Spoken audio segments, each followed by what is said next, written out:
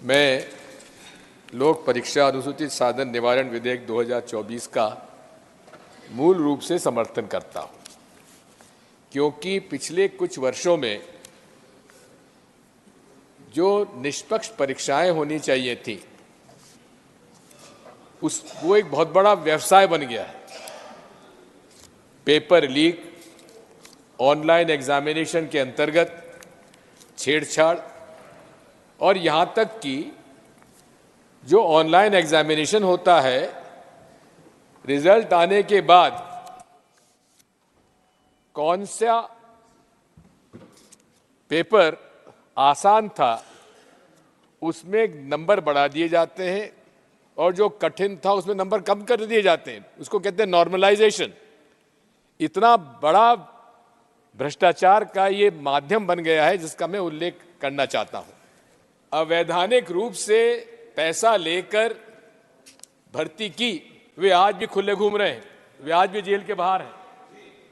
मूल रूप से इसमें भ्रष्टाचार के खिलाफ कार्रवाई होना चाहिए। हम इस ऑनलाइन एग्जामिनेशन के कारण इतने हमारे पास कंप्यूटर्स वगैरह नहीं है लाखों में, जिसकी वजह से एक दिन एक क्वेश्चन पेपर का एग्जामिनेशन नहीं होता है।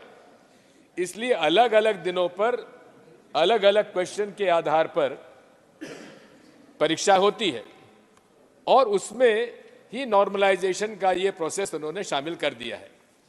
इसलिए ऑनलाइन परीक्षा एक बहुत बड़ा भ्रष्टाचार का कारण बन गई है, एक माध्यम बन गया है।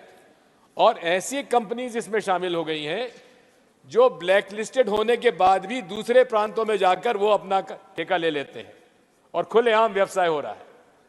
मैं माननीय मंत्री से अनुरोध करना चाहता हूं कि जितनी परीक्षाएं हो, ये ऑनलाइन परीक्षाएं बंद करें, ऑफलाइन होना चाहिए, ऑब्जेक्टिव पेपर्स हो, एग्जामिनेशन हो और वहीं पर उसका जांच करके वहीं नतीजे उनको घोषित कर देना चाहिए।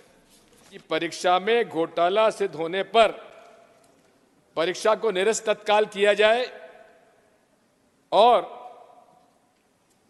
उसके साथ साथ दोषियों को दंडित भी करें, साथ में तत्काल उसकी परीक्षा की जाना चाहिए। उदाहरण के लिए मध्य प्रदेश में 2018-19 की परीक्षा पब्लिक सर्विस कमीशन की हुई और वो विवादित हो गई क्योंकि परीक्षा पेपर आउट हो गया था। 5 साल तक उसमें आज तक कोई निर्णय नहीं हो पाया है।